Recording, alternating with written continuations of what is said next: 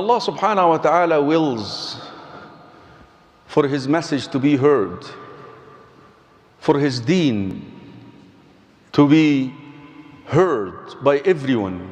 Hayya asbaba. Allah will make the scenes. Allah will prepare it.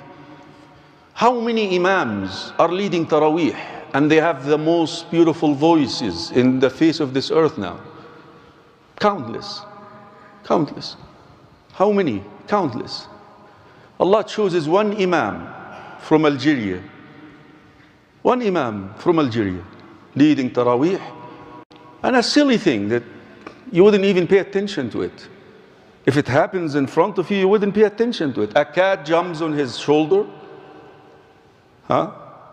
and somehow messes around with his face and give him a kiss and jumps down. I'm sure you've seen that. Of course, a lot of Muslims, many of Muslims, and non-Muslims, what captured them is the interaction, the exchange between the imam and the cat. But have you ever paid attention to the verses he was reciting? Ever thought about these verses? This is, brothers and sisters in Islam, there is a chapter in the Quran. Allah brought it down at night, called Al-An'am. 70,000 angels. And by the way, the number 70,000 is just like now, of course, millions now is not allowed anymore. When you say trillion, that countless, يعني 70 استغفر لهم أو لا تستغفر لهم إن تستغفر لهم 70 مرة. It's not 70 here. Doesn't mean 70. It's not limited to 70. But the number 70 used to be big for them. Likewise, 700,000 angels came down with this chapter. The companions, there is a hadith regarding this. The Prophet ﷺ received it while he was traveling with them. This chapter, brothers and sisters in Islam, the essence of it is Tawheed. Tawheed, the monotheism. Yes, it's called the cattle or al-an'am, but monotheism is the essence of this subject, of the subject of the surah. And the surah has another name. Another name. And subhanallah, this other name was mentioned in the verses the Imam was reciting.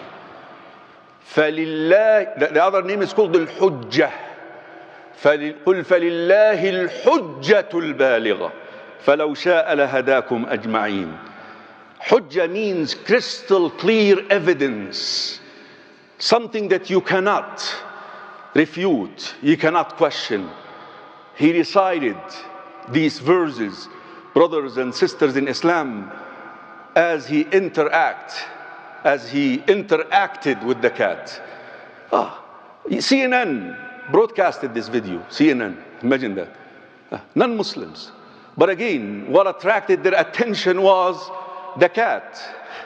That we normally portray these imams to be weird, to be mean, to be psychopath, to be crazy, losing it. But look at this imam. He's reciting the Quran in salah, and a cat bothers him. And here he is showing compassion and love. And that also shows you, brothers and sisters in Islam, that side of the religion is the attraction. That side in Islam is the attraction.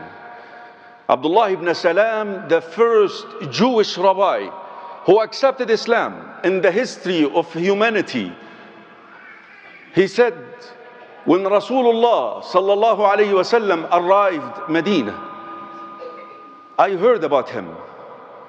So I wanted to check him out to see if he's truthful or not. So I went to see him. He was surrounded by the people, a lot of crowd around him. But I looked at his face. This is not a lying face. These eyes do not lie. This face doesn't lie. This person doesn't lie.